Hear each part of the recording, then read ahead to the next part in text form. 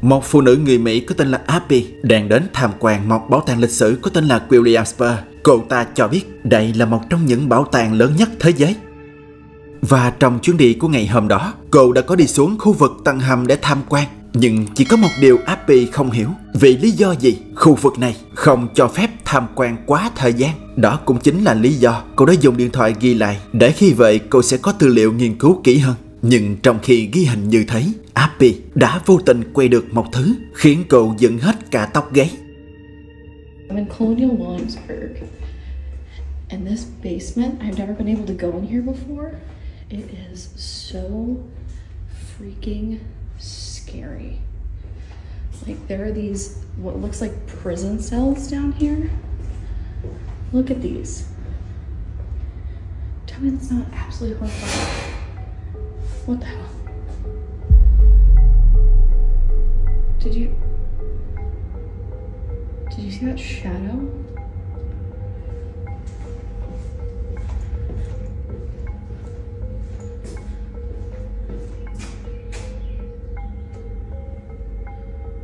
Oh my god. Hello?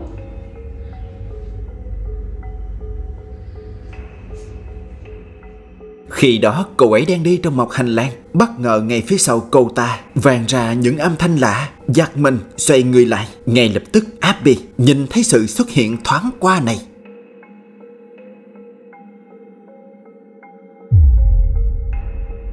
Một cái bóng quái dị lướt qua từ phải sang trái. Lúc bấy giờ Abby cũng đã nhìn thấy cái bóng, nên nhanh chóng cô đi vào kiểm tra. Và rõ ràng bên trong căn phòng đó không còn ai khác ngoài cô ta.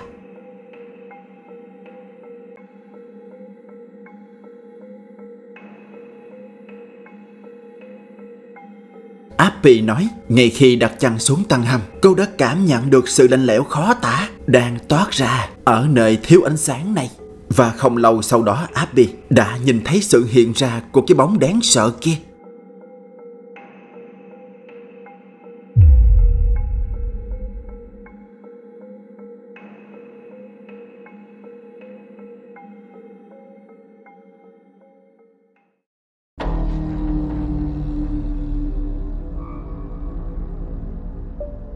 Một phụ nữ người Mexico có tên là Sarah đã có chia sẻ những câu chuyện ma quái, và kèm theo đó là một vài cảnh phim minh chứng về một con búp bê đang bị ám. Sarah cho biết nhân dịp lễ Giáng sinh cô đã mua một con búp bê để làm quà cho con gái. Nhìn vẻ bề ngoài con búp bê rất dễ thương, nhưng ẩn chứa bên trong nó lại là những thứ đen tối vô cùng đáng sợ. Khoảng thời gian đầu, mọi chuyện diễn ra rất bình thường, nhưng không được bao lâu con búp bê bắt đầu có những dấu hiệu bất thường. Nó có thể tự khởi động và đi lại trong nhà. A esta muñeca se la regalaron a mi hija, esta ahorita para Navidad. Quedé sola yo aquí en mi casa hace como que unos 2 o 3 días y yo estaba acostada cuando sola empezó a sonar, pero si se dan cuenta no tiene absolutamente nada aquí, porque yo todo le quito, pues mira, si le tocas absolutamente todo se le quita, mira. Sarah cho biết để cho con búp bê có thể di chuyển và phát nhạc thì phải chạm vào phía trước ngực của nó. Và trong cảnh phim này, người xem của Sarah đã nhìn thấy được hai khoảnh khắc đáng sợ xuất hiện trên gương mặt của con búp bê. Đầu tiên là nó đã chớp đôi mắt. Sự kiện kỳ lạ thứ hai là con búp bê đã mỉm cười. Khuya hôm đó, khoảng 2 giờ sáng, trong khi đang say giấc, Sarah đã bị đánh thức bởi điều này. Es lo que te dije, esta muñeca no para de moverse, estoy aquí acostada y mira, fíjate, no deja de moverse, no deja de sonar sola, yo no la he tocado absolutamente para nada, la he tocado para nada, la he movido y mírala. Y estoy totalmente sola, o sea, es en serio, no hay nada. ¡Ay, Dios mío santo! ¿Quién está ahí? ¿Quién está ahí? ¿Hola? Y es que no hay nadie, o sea, yo estoy sola en la casa, mira. No te estoy mintiendo, estoy totalmente sola aquí en la casa. La niña no está, porque pues la niña está ahorita con mi mamá, la niña no está. ¿Soy yo o la maleta se movió? ¿Quién está ahí? Virgen Santa, Virgen Santa. Esto se acaba de mover hacia mí. Se sigue moviendo hasta el... ¿Cómo se llama esa cosa de allá abajo? Estoy toda nerviosa. No hay nadie. Yo estoy totalmente sola aquí en la casa, mira.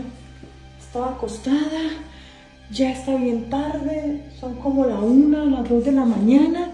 Esta bendita muñeca empezó, ya me da hasta miedo tocarla. Empezó sola a moverse, a cantar.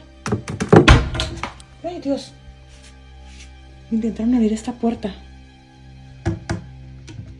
Intentaron abrir literalmente esta puerta. Hola. No, pues que yo sé que no hay nadie porque yo estoy sola, pues. No hay absolutamente nadie aquí. Lo tengo más que claro, no hay nadie, mira. Aquí estoy yo totalmente. Padre Celestial, ¿soy yo? ¿Estoy mal o hay alguien allá parado?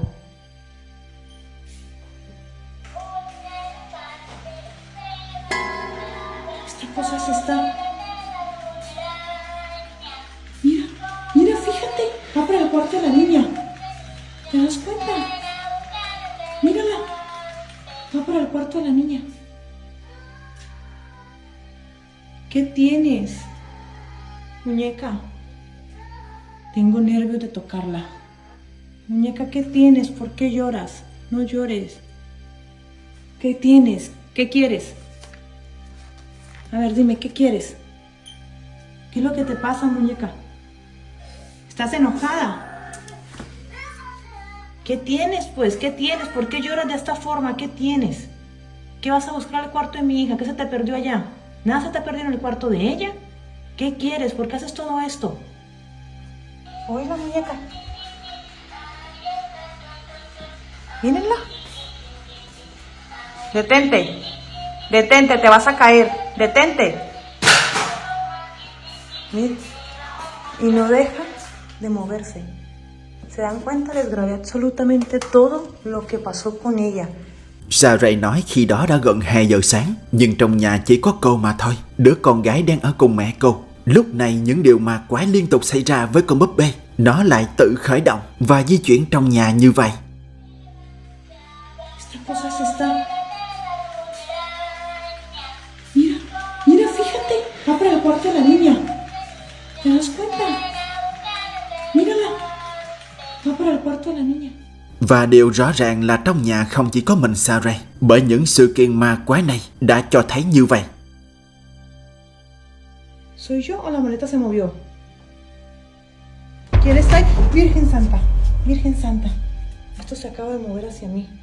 Ghê rợn hơn hết, Saray đã vô tình quay được dáng người áo trắng không rõ mặt mũi đứng bên ngoài khung cửa này.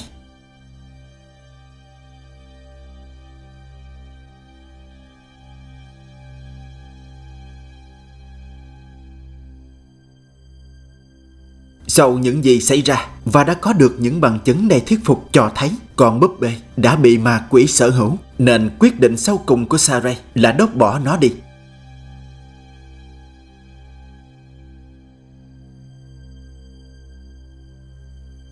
Nếu bạn muốn xem chi tiết hơn, bạn có thể tìm đến trang kênh của cô ấy để xem nha.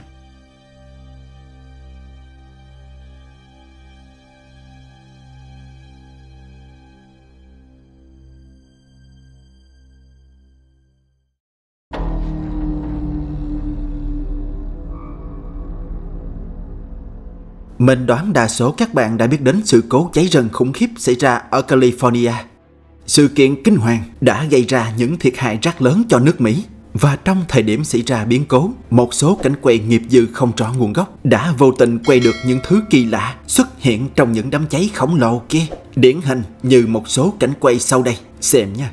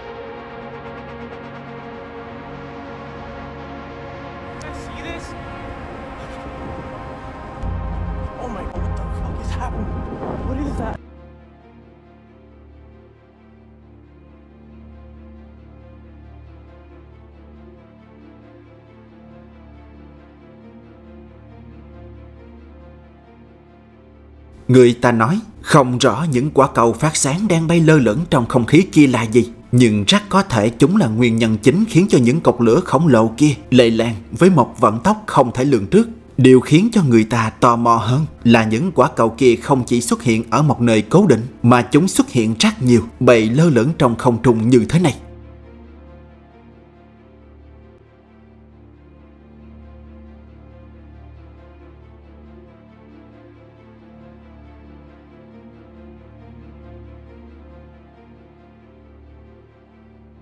Sau khi những cảnh phim kỳ lạ được công bố lên Internet, đã có rất nhiều giả thuyết được đặt ra. Người ta đoán rằng những đốm sáng kia là máy bay không người lái, số khác thì lại tin đó là một dạng năng lượng được tạo ra bởi những đám cháy khổng lồ kia. Và chúng là nguyên nhân chính khiến cho những đám cháy lan nhanh và khó có thể dập tắt. Nhưng trên thực tế chúng là gì? Được tạo ra bởi thứ gì? Vẫn là những câu hỏi chưa có lời giải.